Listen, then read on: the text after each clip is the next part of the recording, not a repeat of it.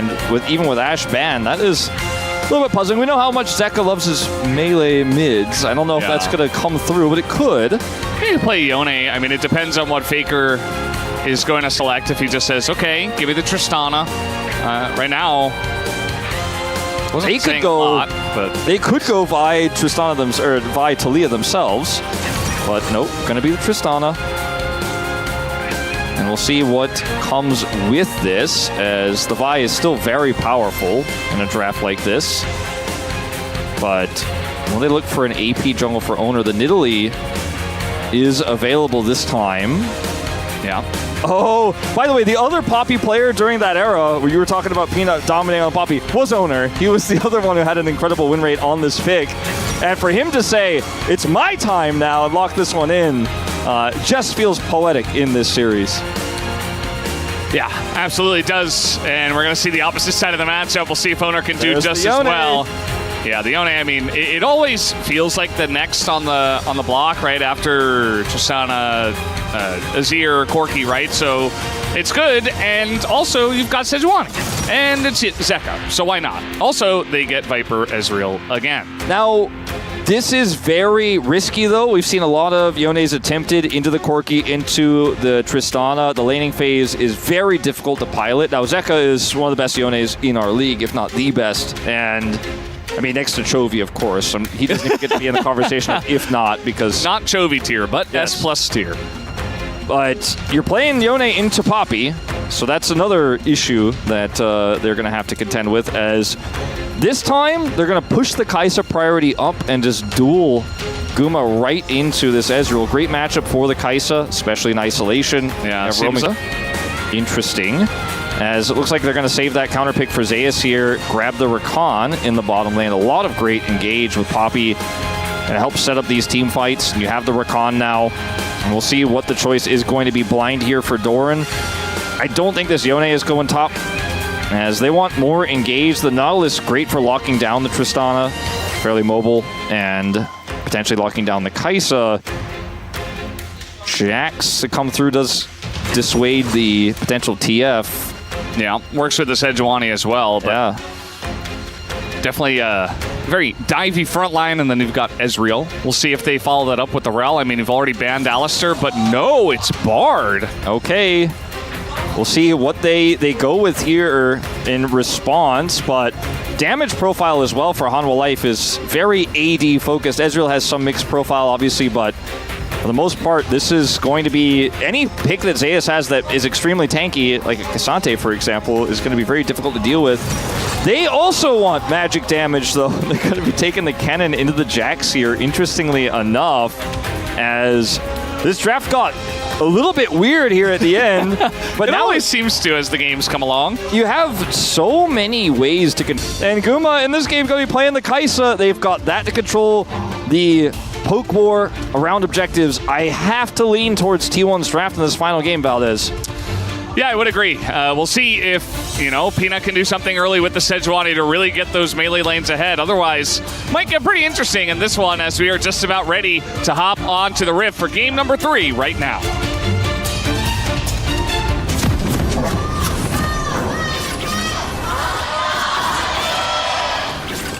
소환사의 협곡에 오신 것을 환영합니다. All right, here we go. Game number 3, the decider between T1 and Hanwha Life Esports. Hanwha Life always makes these very, very fun. So shout out to them, because not a lot of teams can challenge T1 outside of Bro and Hanwha Life Esports. No, but jokes aside. And BLG and Team Liquid. Yeah, this is always a banger somehow. Always. Hanwha Life Esports and T1. Yeah, no, I mean, it has been over the last 2 years. Very, very exciting to watch these two collide. It seems like something about Hanwha Life Esports when they play against T1, maybe it's the Peanut aspect in this roster. They really, really focus on this matchup. They prepare incredibly well. They overperform. And even though T1 has kind of been our perennial second place, or at least top 2, they are constantly challenged by HLE.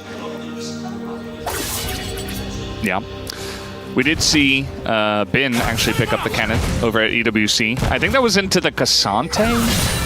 if I'm not... I just remember Caps was playing LeBlanc. I don't remember the exact comp, to be honest. There's a lot of games there. It just felt so good because it was into a lot of engage, and it had a good top matchup. And also, once they started winning, he just started flashing on the whole team and killing everybody. Yeah, he got so big, he did so much damage.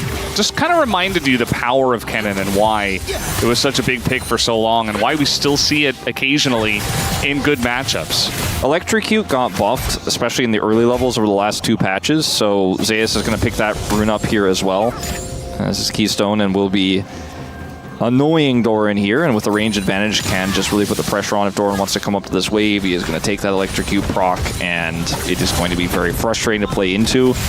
You know, picking this over the TF, I think, is great considering the damage profile. Yes, there's going to be some AP damage on this Kaisa, no doubt, but still does give you that better mixed profile.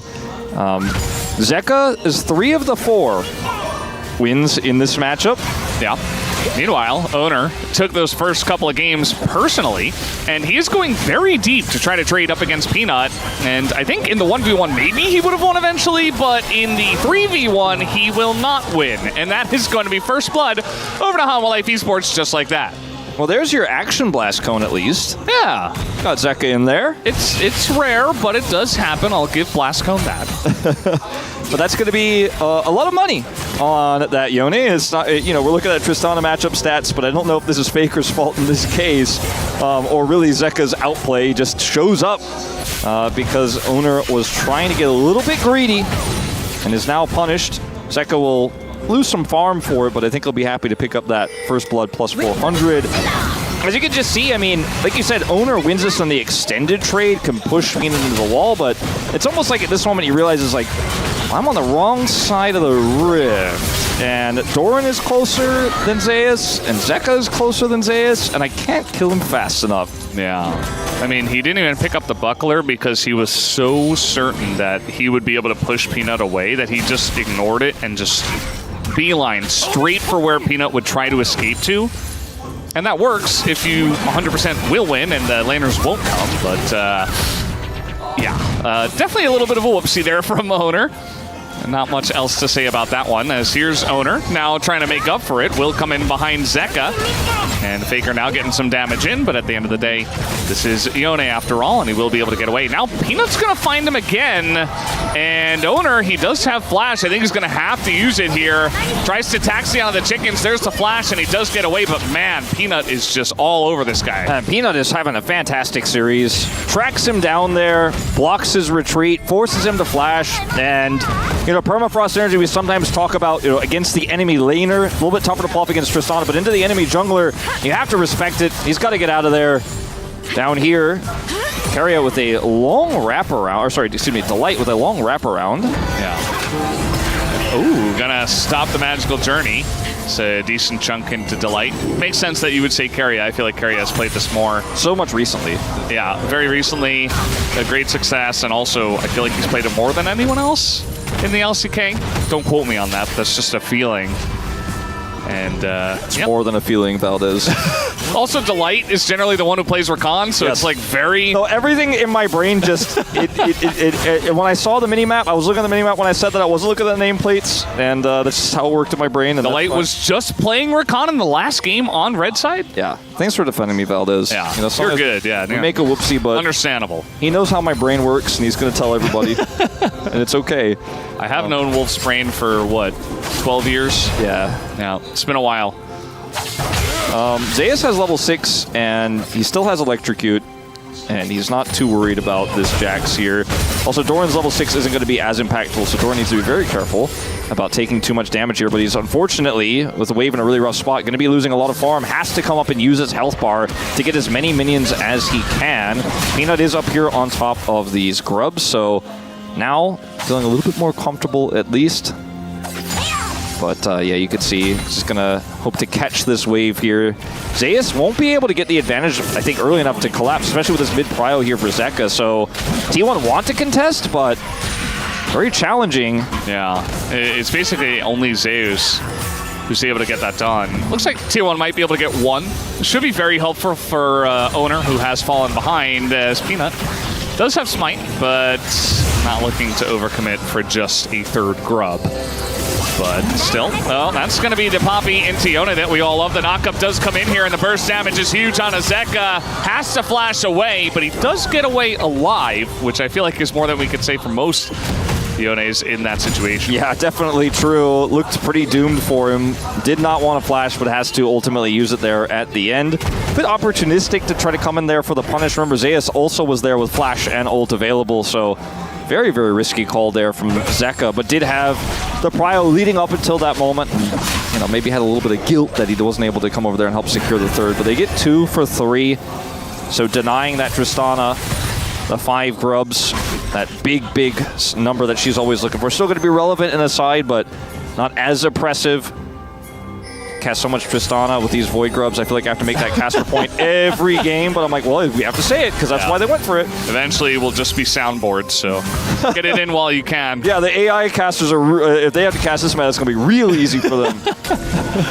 ZEIKA is on Yone again.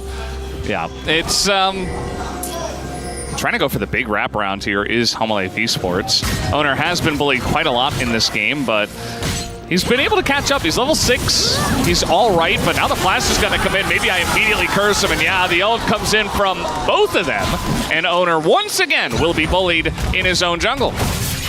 Peanut just such a good game sense here. Comes in over the wall. They set up the permafrost stacks. ZEIKA has ult, and you're going to be able to fly through that Poppy, no problem as the Yone in that situation. Clean setup. Peanut, man, he's so good this series. And a lot of people were criticizing Peanut earlier this season. He wasn't having the impact that we've seen from him on Gen G or that we saw from him in spring. First few games were a little bit rocky. The D+ series, I think, was where he got a lot of the heat.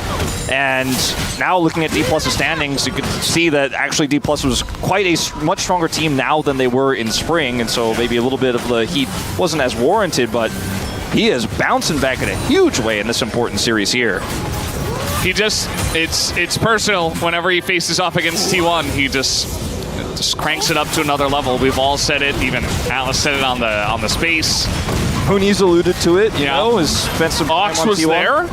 He was probably thinking it. Yeah. I don't think he said it, but it's fine. It's weird, Jisun didn't mention it, but, you know. Yeah, what's up with that? No, it just makes sense. I mean, this guy is just fantastic when it comes to this specific situation. We know he's capable, and he has capable of doing it here again. No vision, but knows that Owner is here. Just goes over the wall, sets up the ult for ZEIKA. He doesn't have flash either, importantly, so. Exactly. Now, the Dragon did go over the T1 bottom side, so it was not all for naught. That top side aggression does mean that there's an equal and opposite take there for T1 cross map. ZEIKA thought he was trying to stop Faker's back. I guess he didn't know where Faker was backing necessarily, but won't end up getting anything there. It's Chemtech second, so Ox's shirt and, you know, the pants of Dagon over there are not cursing us to another Chemtech Not even soul. Atlas's shirt can bring us the Cloud Soul. Nope. So we're in uncharted territory. Well, if this series is, you know, if the way it's going, it might be Hextech again. We will see. It would be incredibly powerful for both these compositions with the Kaisa and the Ezreal here, and how sticky they are. I think it's Yundo is saying that my jacket is blue, so it should be Hextech. Yeah, your jacket's blue also. Yeah, that's what he said. Oh, I thought you were saying Yundo saying his jacket was blue. No, my jacket is blue. Ah, okay. And according to you, also my jacket is blue. Yeah. My jacket is gray / white. Yeah. Double Hextech. We have had a lot of Hextech souls today. I think 2, which is a lot. And T1 now they want to make a play here for the grubs. We'll see if they can get all 3. That would be very nice. Zeus, you know, is relatively close by. It's really hard to push in here into the cannon as HLE. Yeah. And I think they're just going to simply give this up. The Ezreal attempt is nice, does a lot of damage, but they can't get in there. ZEIKA already resigned to pushing that wave into mid. And that is going to be the take there as Owner scared, flashes away. The Bard ultimate does come down, so wants to make sure he doesn't follow it up on, even though ZEIKA was pretty far away. Yeah, and at the end of the day, I mean, see when they get all the grubs, they are still behind on gold.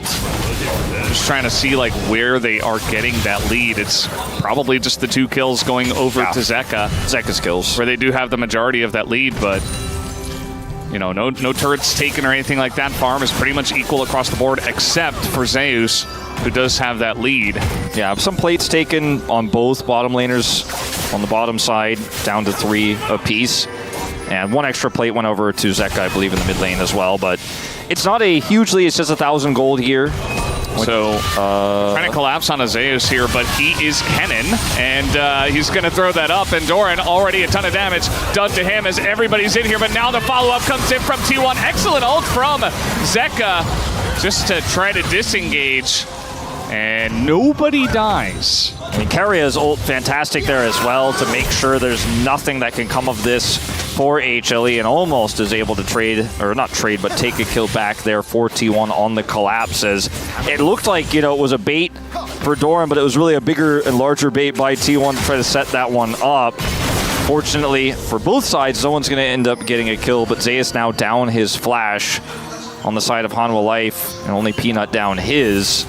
And the cannon without a flash, without a cannon, Rocket Belt is a little bit less strong in terms of engage as Faker. Yeah, he was able to buffer that. And it does feel like, in general, the Tristana should enjoy playing into the Yone, but ZEIKA pretty fed, and eventually, once he gets a couple of items on board, especially even some of those stanky items that Yone generally builds, can just close the gap very strongly without Tristana able to do much, and can even threaten the kill. So, yeah, see if Yone ZEIKA can do that in the future. That's definitely where the real permafrost synergy has been this game. Fortunately, Doran playing into this cannon with Electrocute is really down on farm. He's down 27 CS at the moment, and he also, laning into the Tristana, isn't going to have a good time. He's not going to have a good time into the cannon, so his side lane threat in this game is very limited. And if he has teleport advantage, maybe there's some things he can do potentially. As Delight is going to come up here and maybe look for something, though. Yeah, but no. No stun, so not going to, once again, engage onto cannon. Generally a bad idea. We saw the trade pattern actually happen in mid, where Viper's like, I'm Ezreal, I'm going to hit my W, I'm going to punish this as I've been doing all series long, but Kai'Sa with upgraded Q, with evolved Q, she wins those. You go in and she presses Q. And she wins the trade. Yeah, and so, if you want to extend it, she presses R, she gets a shield, and you're done for. So Viper's not going to have nearly as much pressure as he did onto some of the other picks, like the Caitlyn. Yeah, or I think it was the Zeri, right? Game 1? Yes. Yeah. Well, I mean, Viper was on Ezreal game 1. It was Zeri, for Guma. Yeah. ADC's playing it. Right. So it's a dragon here. It's Infernal Soul to come through, so I don't know who's wearing red, but T1 fans in the audience definitely are, and it is going to be the very impactful soul for them with the 2 Drake lead. Doran, I don't think will be punished here by Keria. There's flash and ult. Here comes Peanut, and he will just get away scot-free. Okay, but that means that they end up hurting a turret, and Doran doesn't get engaged on, but it also doesn't really impact the game all too much, because that turret is just so difficult for Doran to take out, considering the cannon he is facing here. Just trying to get farm right now, and again, just the gap in CS widens. Now 40 CS the lead here for Zeus. Yeah, well, at least Doran has 3 Infernal Cinders. True. So he's stacking those up.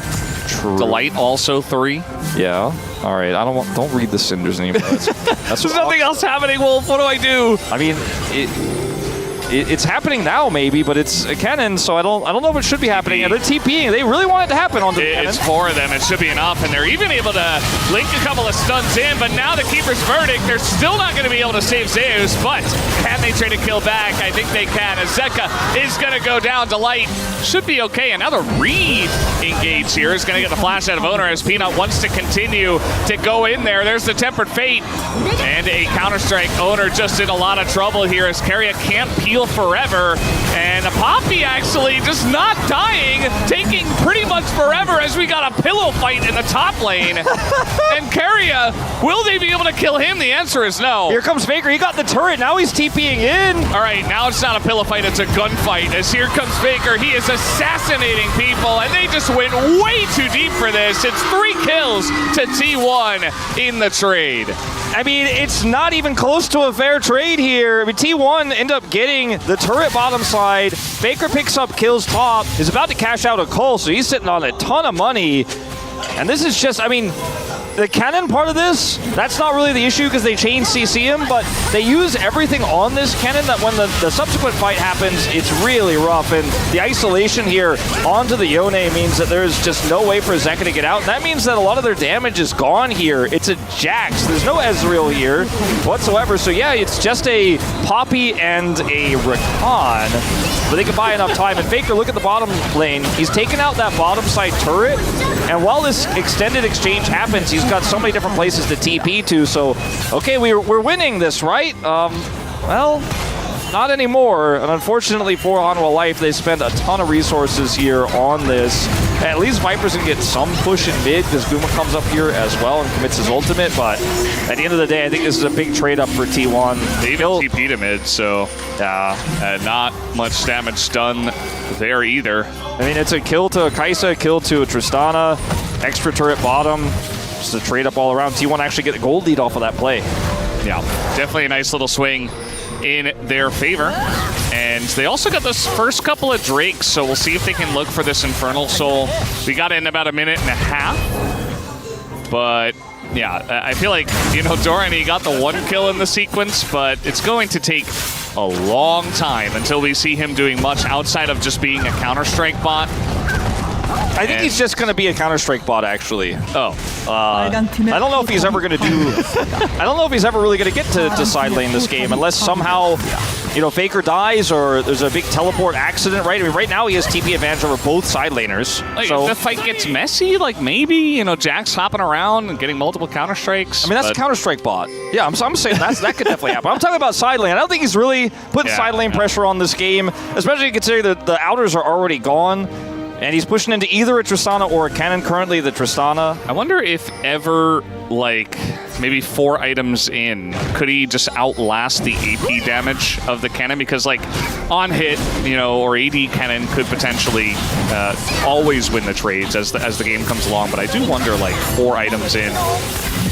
I think the problem is the stun and the movement speed of the cannon that gets him away, that eventually, no matter what, the cannon just kind of... You just never get counter-struck. Yeah, so you just never get... I mean, unless you have help, right? If Peanut comes up there. But that's kind of the big gaping hole in Hanwha's plan this game, is this Jax that wasn't played towards that much until that topside play, which ended up backfiring. It's been ZEIKA who was played towards by Peanut instead.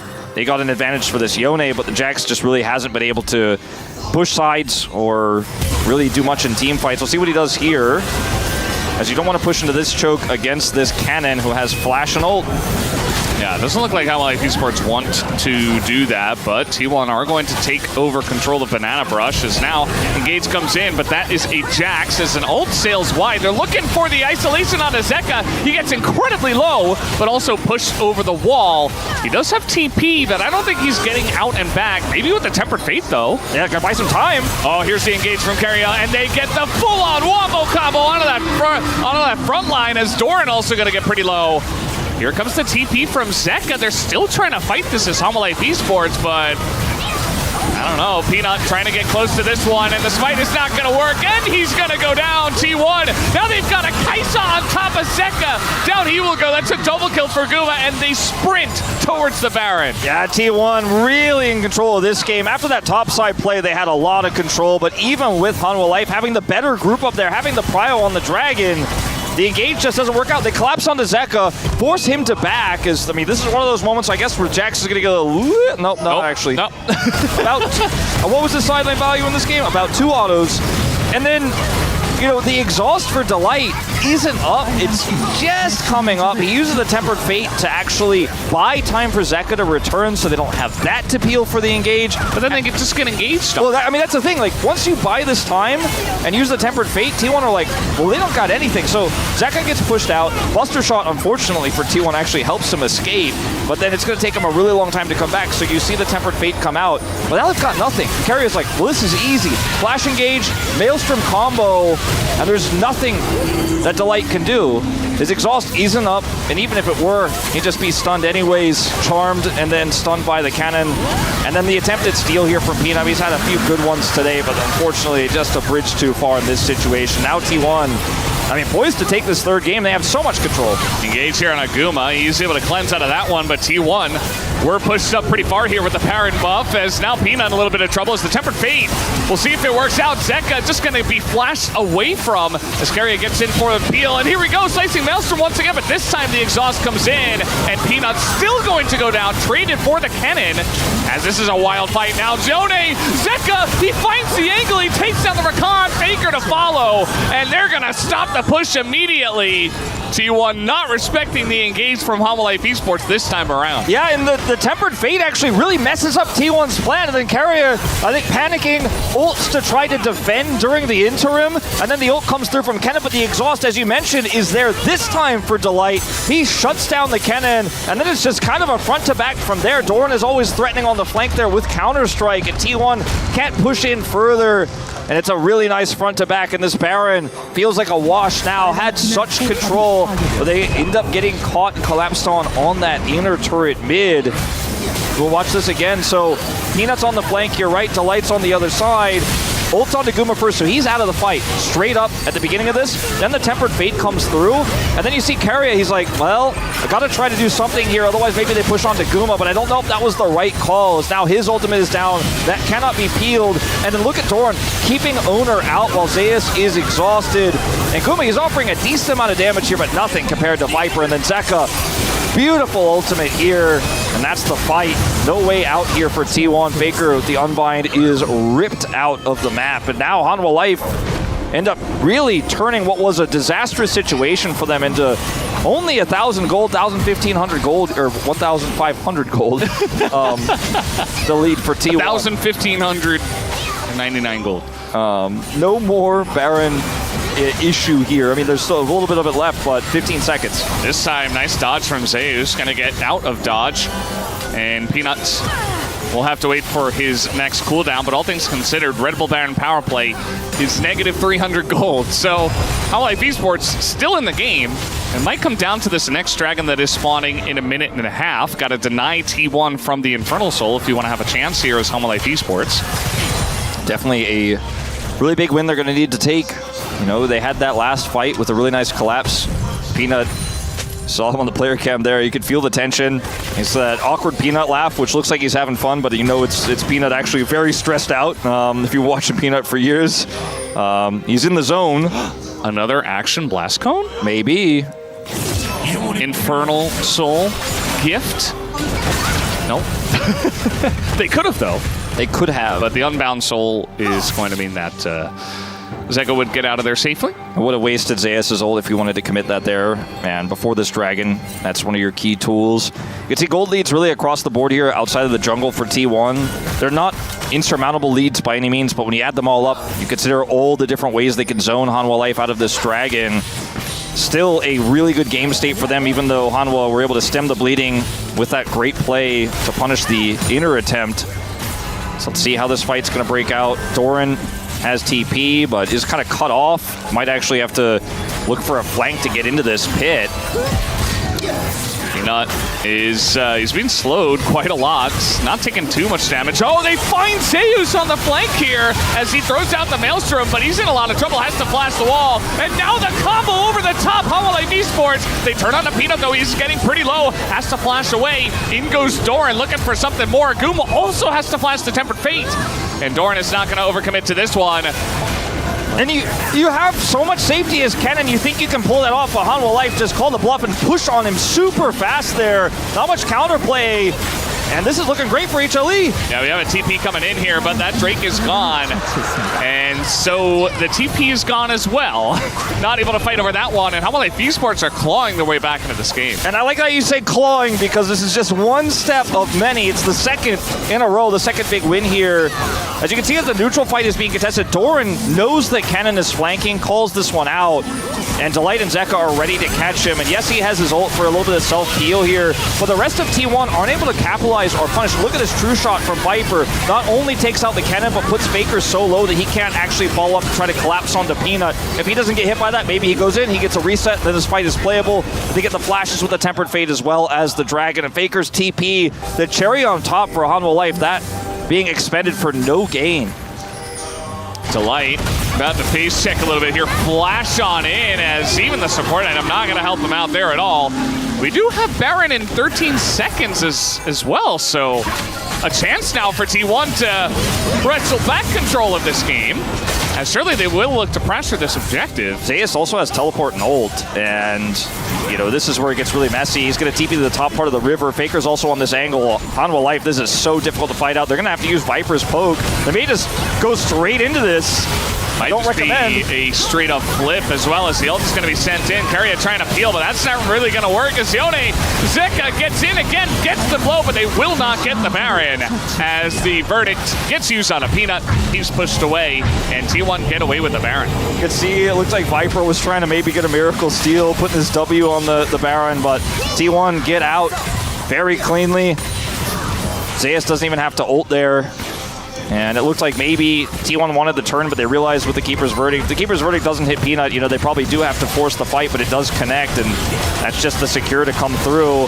As in a choke point like this, True Shot Barrage, you know, ZEIKA on the Yone, these tools are going to be incredible. Keria kind of trying to zone here with his ultimate, but with no jungler, it's just an easy smite, unfortunately, for the side of Hanwha Life, and not enough follow-up to punish. No True Shot Barrage, they already used it. T1 get out with those empowered recalls, and now they're back in control of the game. Yep, they absolutely are. And Keria, ooh, that's half his health gone. Not going to be enjoying that all too much. But let's see how much value T1 can get out of this push as well, because for right now, they're just kind of barreling into the Hanwha Life Esports jungle, not really finding too much, not able to get much vision either. Yeah, and I mean, they need this Infernal Soul. I mean, that's such a huge win for them if they can pick it up. It's going to mean this Kai'Sa poke is so much stronger. It's going to mean the Tristana and the Kennen value in a team fight is just, I mean, it's explosive what you could do with this composition. They're losing control quick. And look at this. Now pressure on Akuma. True Shot Barrage available. And oh, this shield comes in just barely to save him. You see Viper nearly dealing double the damage of the next person, which is Faker, as he has crested 30K at 28 minutes. Viper is just, he's in Ezreal mode today, and he is going to get it done. Timing of that True Shot is fantastic. The shield does deny the kill, but I mean, this is T1's Baron, and they're getting pushed in hard on mid. There's still a minute 45 left on this Dragon, so T1 could try to find some value elsewhere. That inner turret top lane and the inner turret bottom lane are up, but they just don't have enough control to actually try to force this. Yeah. Keria setting up some deep vision here. I think the issue with this power play is that, you know, right before they got the Baron, they were actually being pushed off the map by Hanwha Life Esports, and they got the one pick and the Baron, but they immediately had to back because they were all low, so they had to fix the entire map before they got any push going, which means, well, they've just kind of spent most of the Baron buff fixing the entire map. Yeah. And not pushing much. That ward that Keria put down also ended up getting either cleared or replaced. Could have been maybe an angle for Zeus' teleport. Once that one is back up. Cannon teleport flanks, always something you have to consider. Does have the rocket belt, can close that gap very quickly, and then boom, you win a team fight instantly off of the flank. Especially if Hanwha Life Esports are kind of tunneling elsewhere, trying to punish. As once again, they get control here of the choke point. Hanwha Life, full prio Faker on the edge here, not actually able to come through and enter this pit. Zeus without teleport means he cannot utilize any flank wards. He doesn't even have any to speak of anyways, even if he did have the TP. And Hanwha Life just sitting patiently here, waiting to punish a mistake from T1. Level 16 for Zeus. This is a very, very knife's edge fight that we're setting up here in neutral. Now let's see, I mean, Peanut a little bit caught up, and now it's actually ZEIKA on the left. Also, Peanut getting pretty low. Doran weaving around his stick, but it's not going to be able to do enough. The counter-strike doesn't even go off, and the Temper Fate not going to help him either. Keria with the knock-up here. Excellent timing. That's going to be the end of 3 members of Wildlife Esports, you would imagine, but Doran will flash, but it does mean that T1 get Infernal Soul. Infernal Soul going to go the way of T1. Lot of fight over Prio there, but it's engaged from Keria. The setup was really clean, and Peanut just way too far forward there is chunked down, and Viper's not able to offer back the same damage. And now, speaking of damage, with this Infernal Soul, this turret's not long for this world. TP coming through. Oh man, ZEIKA? they're still trying to make something happen here. Viper and ZEIKA, they're just on something today. You expected out of ZEIKA on the Yone, but as you mentioned, Viper's just in Ezreal mode. Well, unfortunately, they get nothing, and that means a free push here bottom side. No flash for Doran, he couldn't flash for the counter-strike, so they just back up mid, push down bottom, they grab that turret, and T1 in full control of the map right now. Hanwha, they have these Tempered Fates have been so good at maybe, you know, I wouldn't say engaging, but kind of splitting T1 up, messing with their formation. It's been really impactful. Delight has had a fantastic Bard game. When you add this Infernal Soul on top of the map control T1 already had, they get the free backs. It's pretty rough as ZEIKA is the one who's caught here, stunned by Zeus, just a normal cannon stun here, and then Peanut way out in no man's land as the team is just completely split by not even like a normal flank on the cannon. He just walked down mid, he's got the angle there, he punishes the rebind of the soul, and the Tempered Fate works against Doran, unfortunately. Nothing he can do there. Now there's that Tempered Fate. Yeah, speaking of which, but that is a Poppy, as now Faker gonna hop in. He's gonna flash this time, as he will not do that again, but the stun comes in, and a bit of damage now, and the lineup from ZEIKA, and the follow-up from Doran. It is huge here for the side of Hanwha Life Esports. T1 in a lot of trouble. The flashes come in. Zeus will go down. And Hanwha Life Esports pick off 3, and they're looking for more. The magical journey on in. They get Keria and Guma as well being chased down here. And they're looking at, okay, are they actually going to do this? Here comes Viper. Oh, man. Getting pretty frisky with it, but not going to commit, and now the push commences. Yeah, I mean, he's got the flash going and he's got the blast going, but he's not able to get Guma there, but even still, just a Kaisa for the defense. Some low health bars, or rather, long death timers here. I mean, I think they just push for this one. It might just end. I think so. This might just be the end of the game. Infernal Soul be damned. Guma desperate. He needs to buy time, but he's nowhere near the wave, and the Tempered Fate is going to get a lot of people here, and they're even going to kill him. Hanwha Life Esports, they win one team fight, one pick onto Faker, and that is it. They will win the series. Delight team.